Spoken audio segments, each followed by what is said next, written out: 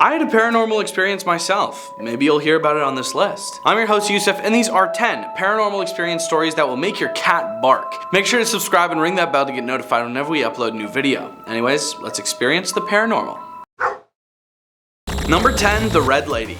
Here's a story that dates back to 1910, but almost any student at Huntington College in Montgomery, Alabama should recognize it. That's because the events that led up to it are said to have actually happened. As the story goes, in 1910, a young woman who was new to the school was known for her love of the color red. Sadly, she was also known for being strange and a loner. As the first term got underway, the young woman grew increasingly isolated.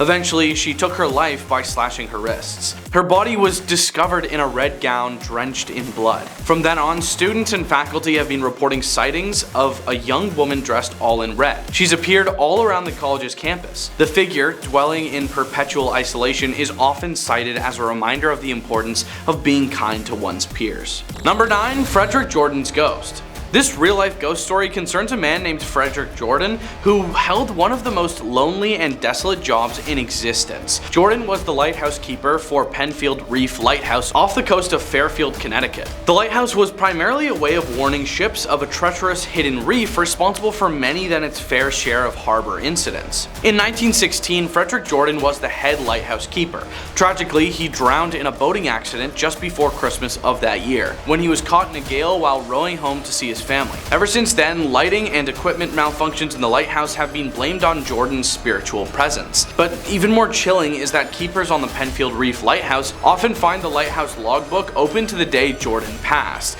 and locals have recounted witnessing an unidentifiable figure appearing in the water to help stray boats find their way to safety near the reef. Number 8, the Hanged Man. One theme that many ghost stories have in common is that they offer a sense of justice in return for a wrongful passing. This particular ghost story, however, offers a somewhat different take. It's about wrongful treatment in passing and revenge in the afterlife. On October 13, 1877, Robert Schmale was hanged after a trial that found him guilty of a terrifying and inexplicable execution spree. The townspeople were filled with so much anger and hatred that they left his body hanging for days. The tale says not one of the townspeople demonstrated even a shred of remorse, let alone forgiveness. Since then, Schmale has been said to haunt the town. Those who have seen him say he appears as a ghostly male figure, but as soon as the figure registers in your mind, it disappears, somewhat maddeningly, into the darkness. Number 7, the voice of youth. I was camping with my husband and his family at a small remote lake in New Mexico. There were about 10 people in our group and another group of 6 people in the next campsite. It was nighttime and both groups were doing typical activities, making s'mores, having a few drinks, and telling stories, when we all heard what sounded like a little girl yelling out for help. Neither group had children with them, but we were all positive we were hearing a little girl, and decided to search the area where we heard the noises from together. There was a field behind our campsites, and we all saw a very tall, pure white figure standing maybe 100 feet away from us in the field, making the noises. We all agreed this thing looked maybe 6 feet tall, skinny, and white as can be. We made our way closer to investigate, but whatever it was we saw started backing off as we got closer, and it disappeared into the trees. All night, we continued to hear a little girl calling for help as we tried to sleep. Number 6, rest stop blues. I was driving across country with my mom and sister when I was 16 and my sister was 20. It was late, but we were still well rested and alert. We were driving along an interstate and needed gas and a bathroom break, so we stopped at the only rest stop in 200 miles. There was a van full of teenagers on a road trip at the gas station, as well as a small gray car parked at the pump in front of us, with 2 young men standing still outside of it. When we got there, everything felt wrong.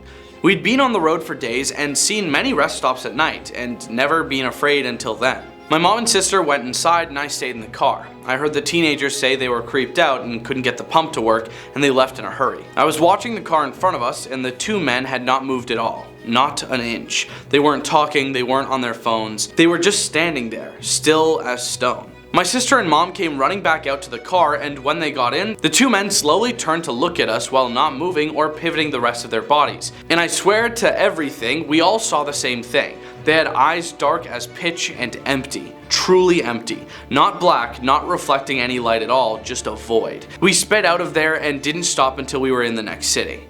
Number 5, coincidence.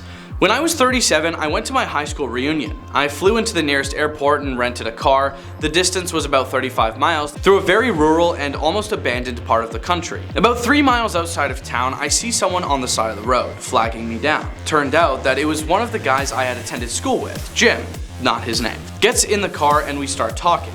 I had not seen him in 20 years, but he still looked the same, maybe a little older. And I asked him if he wants to come to the VFW and have a drink. He says, no, just take me home. Jim's parents had lived only a few blocks from my grandmother's house and I turned in that direction, but he said to take him to the outskirts of town. There was a mobile home park out there, and I figured that is where he lived. When we reached the end of the turn off, he said, just drop me off. It was good to see you again. And he walks off into the night. I went to the VFW, met some of my old classmates, and we started to talk.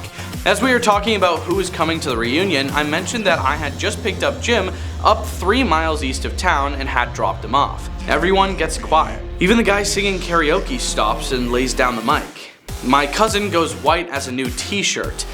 Barb, Jim passed away on that curve 8 years ago. Rolled his car. We were all at his funeral. I was told. I started to feel really dizzy and I went out to the car to take some deep breaths. There on the seat is the local newspaper printed 8 years previous containing Jim's obituary. I still have the paper. Number 4, dangerous technique. After we moved into our home, we were told a woman had passed there at the hands of her abusive husband. She hated men. My dad would wake up with scratches all over himself, and whenever my brother was mean to my sister, or I, he would have scratches on him as well. One day my brother hurt our sister and he hit her with something. When he woke up later that night, he had a horrible bloody nose. The day we moved out, my brother accidentally broke his twin's arm trying out a new wrestling move. He swears that he would have passed that night if it wasn't our last in the house. Number 3, the Grim Reaper. I was standing in my parents' room talking to my very sick dad at the time. He was suffering from stage 4 esophageal cancer, and I got the feeling something was behind me. I looked towards the doorway to the living room and something about 4'6" and fully black was peeking around the corner, with its hands on the door frame. I ran towards it and it slipped back around the door. When I got outside the doorway, there was nothing. My dad was completely confused when I stepped back inside the room and told him. People who stayed at my house in my dad's final days claimed to have seen it. My mom saw the figure on multiple occasions in multiple places until he passed away. We haven't seen it since. Number 2, cursed. After my parents divorced when I was a teenager, I lived with my mother. I experienced lots of paranormal happenings. Several times when I was reading in my bed, the room would start to feel really icy. Next, it would feel as if something or somebody that hated me was staring at me. When I got that feeling, I would leave the room and come back an hour later. Sometimes during the day, I would see a shadow figure sneaking along my bedroom walls. Something in the flat was pretending to be my dog. I went into my room and heard a deep growl from under the bed. My dog wasn't capable of making a noise that deep.